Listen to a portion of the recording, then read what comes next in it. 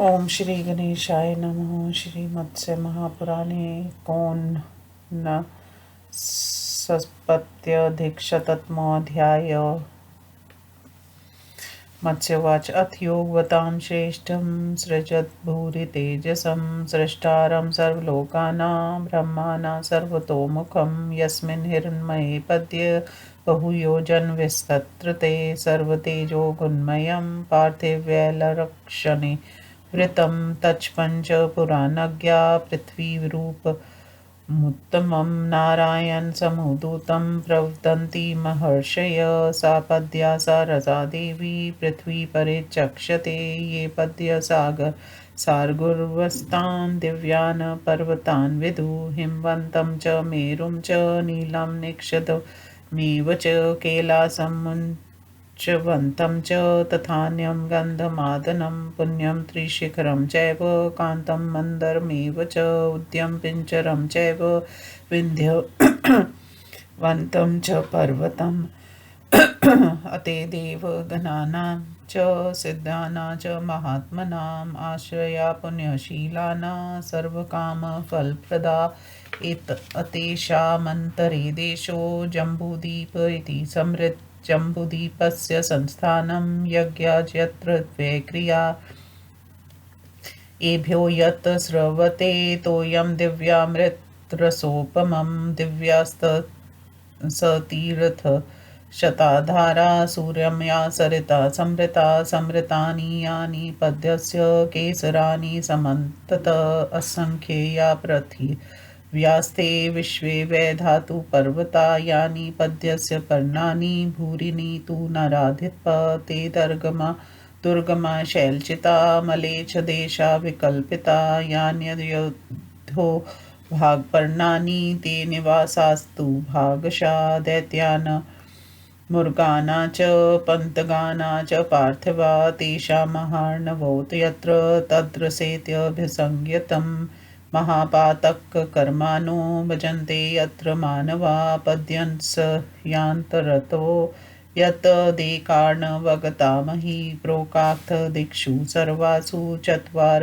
सलिलाकरा एवं नारायणस्यार्थे महीपुष्कर संभवा प्रादुर्भावयूयम् तस्मान्नाम्ना पुष्करं संज्ञित एतस्मात् कारणात्तज्ञे पुराणे परं श्रीभिः याज्ञिके वैद दृष्टान्ते यर्गे पद्यविधि संहृता एवं भगवता तेन विश्ववेशां धारणा विधि पर्वताना नदीना च हृदाना चैव निर्मिता विभोस्तथैव प्रतिं प्रभाव प्रभाकार कराभो वरुणास्तिद्युति शनैः स्वयंभूषयन् सृज तथा जगन्मयं पद्यविधिं महार्णवे।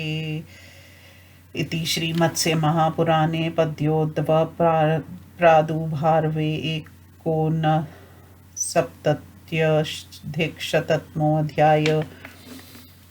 मत्स्य भगवान हिंदी अनुवाद। मत्स्य भगवान ने कहा, राजर्षि तदंतर नारायण ने अनेकों योजन विस्तार वाले उस वर्णमय कमल में संपूर्ण लोकों की रचना करने वाले ब्रह्मा को उत्पन्न किया। वे योग वेताओं में श्रेष्ठ परम तेजस्वी सबोर मुख वाले सभी तेजोमय गुणों से युक्त और राज लक्षणों से सुशोभित थे। पुराणों के ज्ञाता महिर्षगण उस कमल को नारायण से उत्पन्न हुआ उत्तम पृथ्वी रूप बतलाते हैं। जो पद्या है वही रसा नाम से विख्यात पृथ्वी देवी कही जाती है और जो कमल के सार तत्व से युक्त होने के कारण भारी अंश है उन्हें दिव्य पर्वत कहा जाता है। इस प्रकार जो हिमवान मेरु नील निषद कैलाश मुंचवान तथा दूसरे गंध मादन पुण्य मैत्री शिखर रमणीय मंदर उदायचल पिंचर तथा विंध्यवान पर्वत हैं, ये सभी देवगणों सिद्धों और पुण्यशील महात्माओं के निवास स्थान तथा समस्त कामनाओं का फल प्रदान करने वाले हैं। इन सभी पर्वतों के मध्यवर्ती देश को जम्बूद्वीप कहा जाता है। जम्बूद्वीप की पहचान ये है कि वहाँ सभी यज्ञ संबंधनी क्रियाएं होती हैं। इन पर्वतों से जो दिव्य अमृत रस के समान सुस्वादु जल प्रवाहित होता है वह सैकड़ों धाराओं में विभक्त होकर दिव्य तीर्थ बन जाता है और वे धाराएं सुरम्य नदियां कहलाती हैं। राजन, उस कमल के चारों ओर से जो केसर कहे जाते हैं वे विश्व में पृथ्वी के असंख्य धातु पर्वत हैं। उस कमल में जो बहुसंख्य पत्ते हैं वह मलेच्छों के देश कहे जाते हैं, जो पर्वतों से व्याप्त होने के कारण दुर्गम है। भूपाल, उस कमल में जो निचले भाग में पत्ते हैं वे विभाग पूर्वक दैत्यों, नागों और कीड़ पत्तकों के निवास स्थान है। इन सब का जहाँ महासागर है उसे रसा नाम से पुकारा जाता है। वहीं महान पाप करने वाले मानव डूबते उतराते रहते हैं। उस कमल के अंतर्गत जो ठीस भाग दिखता है वह एकांड में डूबी हुई पृथ्वी कही गई है। उसकी सभी दिशाओं में जल से भरे हुए 4 महासागर है। इसी प्रकार नारायण की क्रिया कार्य सिद्धि के लिए पृथ्वी कमल से उद्युत हुई है। इसी कारण ये प्रादुर्भाव भी पुष्कर नाम से कहा जाता है। इसी कारण उस वृत्तांत को जानने वाले प्राचीन याज्ञिक